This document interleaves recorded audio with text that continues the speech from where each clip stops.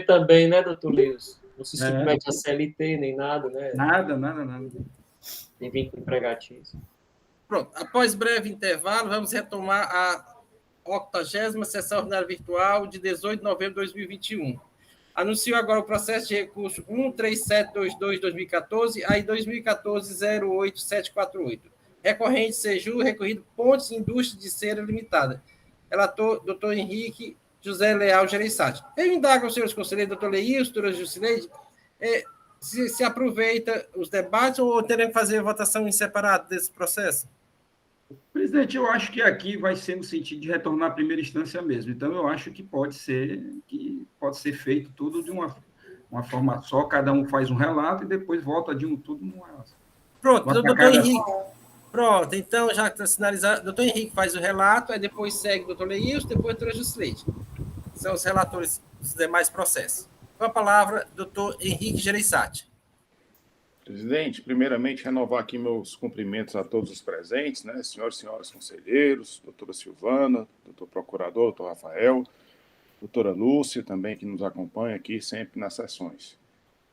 Esse processo trata da acusação de falta de escrituração no livro próprio de registro de saídas e documentos fiscais emitidos relativos às operações ou prestações realizadas. Segundo o relato do auto de infração, o acusado deixou de escriturar notas fiscais de saídas que foram declaradas pelos contribuintes que comercializaram com a empresa nos exercícios de 2009 e 2010, tendo infringido o artigo 270 do Decreto 24569, com penalidade prevista no artigo 881 do citado regulamento, correspondente a 10% do valor da operação, totalizando um montante de R$ 340.388,52. Aqui só um adendo, né? Esse artigo 881 ele reproduz o nosso artigo 126 da legislação, né? Que foi enquadrado de fato. Anexo à informação complementar, o arquivo contendo planilha com a relação discriminada de todas as notas fiscais não lançadas, inclusive com suas respectivas chaves de acesso. Em sua impugnação, a defesa requer preliminarmente a nulidade do lançamento tributário, uma vez que o termo de início de fiscalização não menciona a portaria que autorizou o procedimento de fiscalização ampla. No mérito, solicita a improcedência da acusação fiscal, afirmando que todas as notas fiscais relacionadas estão devidamente lançadas, que as únicas exceções são para as notas fiscais 5, 16 e 19, que são inexistentes, e para os documentos de número 1 e 2, que foram cancelados por se tratarem de emissões em contingência. Questiona a aplicação da multa, por entender que o auditor tratou da mesma forma mercadorias tributadas e não tributadas. Aí ele faz a título de exemplo, ele explica que faz operações no mercado interno e faz operações também de exportação, né? E defende a aplicação do parágrafo único do artigo 126 da Lei 12.670, que fixa a multa em 1% do valor da operação. Questiona ainda a decadência do lançamento tributário para as operações anteriores à lavratura do auto de infração. E, por fim, requer a realização de perícia para comprovar que todas as operações estão devidamente escrituradas, anexando o arquivo com as informações da ADIEF apresentadas à Secretaria da Fazenda e formulando quesitos. O julgador de primeira instância encaminha o processo à perícia, tendo o laudo pericial apresentado a seguinte informação, e o que me permite, eu vou reproduzir somente a conclusão aqui do auto, né? As notas fiscais da lista da autuação no período de 2010 foram encontradas na FD, solicitada ao laboratório através do Solari, e todas estavam canceladas. As notas fiscais da lista de autuação no período de 2009 não foram encontradas nos registros da ADIEF. Todavia, das 11 notas fiscais da lista da autuação desse período, 9 estavam canceladas no portal da nota fiscal eletrônica, e 2 estão autorizadas. As notas fiscais autorizadas são, aí ele discrimina aqui, a nota fiscal número 110, de 20 de outubro de 2009, que se refere a uma exportação de cera de carnaúba, né, que é sem incidência de ICMS, no valor de R$ 63.933,53. E a nota fiscal de número 185, de 9 de novembro de 2009, referente a uma venda interna de emulsão de cera de carnaúba no valor de R$ 352. O impugnante contesta o laudo pericial, ratificando que todas as operações estariam devidamente lançadas e que as notas fiscais de número 110 e 185 estariam devidamente canceladas, conforme arquivos apresentados. O julgador singular decide pela nulidade do lançamento tributário, por entender que as provas acostadas aos autos são insubsistentes para a manutenção da acusação fiscal. É interposto reexame necessário, conforme artigo 104, parágrafo 2º da Lei 15.614.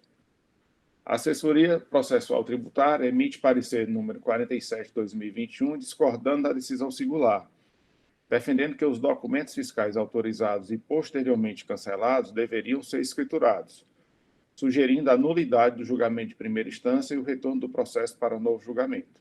Seria esse o breve relato, senhores. Obrigado, doutor Henrique. Doutor Leis, com relação ao processo de relatoria. Sem áudio. O processo é meu, doutor. Desculpa. Presidente, a minha de fotoescrituração eram 14 notas fiscais na DF, né, que foram escrituradas na DF. Foi a perícia era, o valor total era R$274 mil, e a perícia retirou 13 notas fiscais, porque identificou que estava escriturado na DF, restando somente uma nota fiscal, 334, que era maior, de R$144.387, que era de remessa para beneficiamento, que a empresa efetivamente não escriturou. A julgadora singular, não observando esse fato, também foi pela nulidade, discorrendo de que não havia provas suficientes para manter a acusação fiscal, né? Ela seria de todo insubsistente. Então, nesse sentido, presidente, aí a parecerista não concorda com o julgamento singular, no seu parecer, em função dessa nota fiscal de expressivo valor que não foi escriturado, né, ela pontua que deva ser retornado esse julgamento, esses feitos, à primeira instância para novo julgamento de mérito. Obrigado, doutor Leis. Doutor Leis, só informação, o do senhor é nota fiscal de entrada, é isso? Isso. Beleza. 2009 e 2010. Bom, doutor Leis, processo de sua relatoria. Senhor presidente, a omissão de receita identificada através do levantamento financeiro, fiscal e contábil, né? No período de 2010, de janeiro a dezembro de 2010, no montante de R$ 56.551,02, sendo o ICMS no valor de R$ 20.454,62, multa de R$ 36.906,40.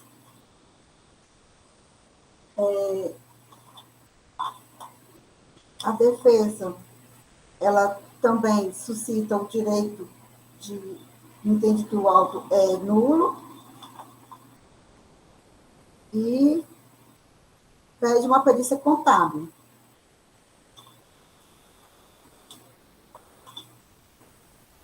O julgador singular,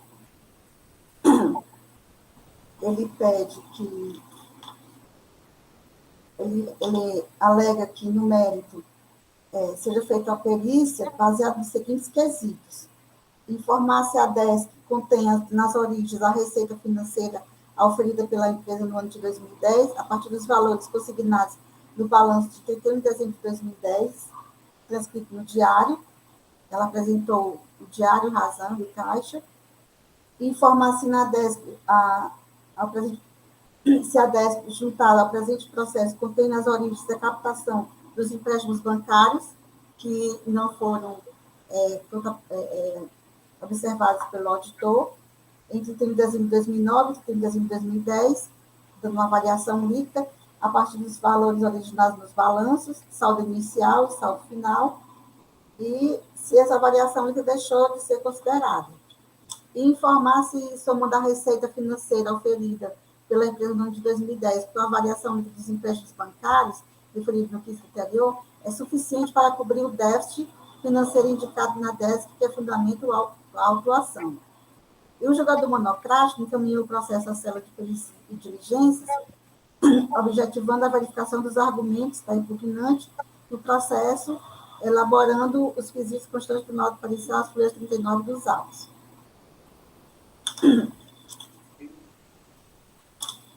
Na decisão,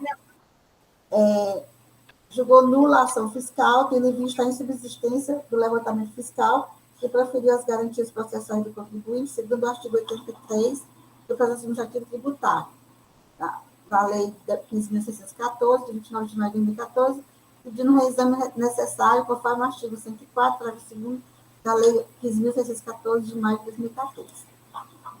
O parecerista, ele também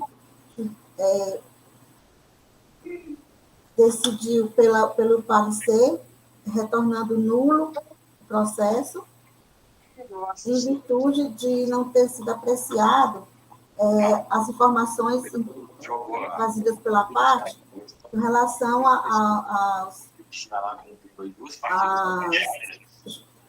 valores da DESC que não foram observados o livro Razão e o livro Diário, onde ele aponta os empréstimos e, além do que já foi citado pelo jogador singular. E aí, dando uma diferença essa diferença entre a receita e despesa com relação aos empréstimos que foram aportados, que estão apostados nos autos do livro diário, ficaria um superávit e não um déficit de receita. Então, assim, por esse motivo, a assessoria pede que seja conhecido o reexame necessário, dar-lhe provimento para que seja nula a decisão singular, sugerindo o retorno à cela de primeira instância, para que seja emitido um novo julgamento. Esse é o relato, senhor presidente. Obrigado, doutor Gisleide. Então, todos têm condução no mesmo sentido. Acho que o Rafael, com a palavra. Presidente, eu renovo os cumprimentos a todos. De fato, nós temos aqui uma tripla nulidade que foi declarada pelo julgador singular, né? E os fundamentos, presidente, da nulidade nos três processos, eles não ficaram claros e a julgadora singular não realizou competente diálogo entre as provas dos autos e os fundamentos que ela lançou na decisão singular. Então, em específico, no processo da relatora, conselheira do CID, o autuante apresentou a DESC, e não obstante as provas e a DESC apresentada pelo agente autuante, o julgador singular não teceu qualquer consideração ou apontou qualquer vício a essa DESC. E, de igual modo, nos dois primeiros autos de infração, do conselheiro Henrique e do conselheiro Leilson, o que se nota é uma declaração de nulidade sem o devido fundamento, porque a julgadora singular também, não obstante a realização de uma perícia, ela não realiza uma análise detida sobre os elementos da perícia, que no máximo redundaria numa redução da base de cálculo e não uma contaminação, uma declaração de nulidade completa do auto de infração. Então, seria nesse sentido, presidente, que eu vou manifestar em consonância com a célula de assessoria processual tributária, que é no sentido do retorno dos três autos de infração para a célula de julgamento, para que o julgador aprecie o mérito de ambos dos três processos. Obrigado, doutor Rafael. Senhores, os processos estão em debate. Presidente, eu acho que não tem debate, não. Mas eu só queria pontuar, presidente, é o seguinte, que eu não consigo compreender como aqueles que defendem que se não tem prova para comprovar a materialidade da infração, isso é objeto de nulidade, presidente. Tá? Ainda diz, não existe comprovação da materialidade da infração. Meu Deus, serviço material de substância. Quanto muito, se houvesse, era improcedência, mas não nulidade.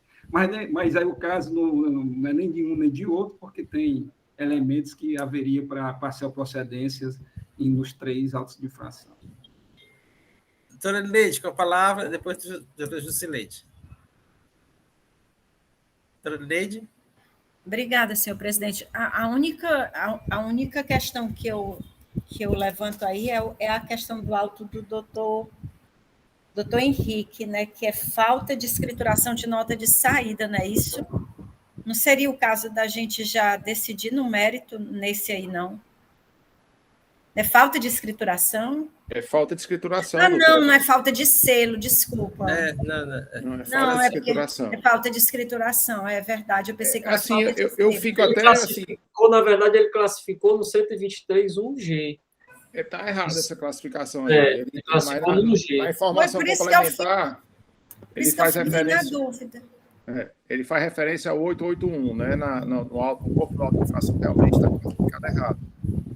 Agora, assim, a pena que a gente tem é porque, assim, em função da celeridade processual, né, a gente tem elementos aqui para julgar esses processos, né? Assim, como parcial procedente, até para aproveitar a lei do refis que está para sair aí, né? Pois Mas o problema é a supressão de instância, né, presidente? Isso. Tem que retornar mesmo. Tem como a gente fazer isso. Se ele tivesse entrado, mesmo suscitado nulidade, tivesse entrado no mérito, alguma coisa, que caso superasse nulidade, mas não adentrou, né? Eu acho assim que seria muito assim proveitoso para o próprio contribuinte, né? No sentido até de aproveitar isso e tentar resolver esses processos, né? Mas para voltar ainda, nem a possibilidade de pagar ele não teria. Né? Mas ele pode aderir ao refis, ele tem a redução, começou a obrigação acessória aqui, redução de 90%. Aí tem que pagar tudo, né? Não, 90% reduzido, só 10%, parcela aí. Podemos votar, então? Podemos. Como votam os relatores? Doutor Henrique? Presidente, eu queria só fazer aqui questão de ordem, só apresentar aqui que, conforme o doutor Leilson falou, realmente a parte ela poderia ser beneficiada nesses autos, porque no meu caso foi apresentado o livro diário, o livro razão, com todas as informações pertinentes a demonstrações contábeis, né, a origem dos recursos e as despesas. Então, assim, realmente é muito difícil a gente ver uma situação dessa e ter que voltar ao processo, né, para ser julgado novamente. É só esse meu pensamento, senhor presidente. Muito obrigada. Obrigado, doutor Jusileide. Então, os relatores. Doutor Henrique, como vota? Presidente, eu voto por receber o reexame necessário, né, dar-lhe provimento, né, e acatar a decisão da sugestão da assessoria processual tributária e o parecer do doutor Rafael, né, nosso procurador, no sentido de retornar o processo para novo julgamento. E doutor Leilson, como vota? O relator, presidente. E no seu também, né? Sim. Nos termos do parecer e da manifestação da Procuradoria. E doutora Jusileide, como vota? Com o relator, senhor presidente, na mesma forma no meu processo. Bom, então, doutor Wander, como vota? Acompanho os relatores, senhor presidente. Doutora Lourdes, como vota? Acompanho os relatores, presidente. Doutora Leite, como vota? Com os relatores. Então, a segunda Câmara, por votação unânime, determina o retorno dos processos para primeira instância para novo julgamento. Esta decisão para os 3 processos. Beleza que ambos os processos são 3, né? Ambos os 3. Como o Matuto fala. Senhores, obrigado pela participação. Já percorremos toda a nossa pauta de hoje. O magistrado pediu até para você fazer a nota de congratulações do doutor Rinaldo Dantas pela reeleição na OAB, né? Foi o doutor Rinaldo? Foi reeleito, né?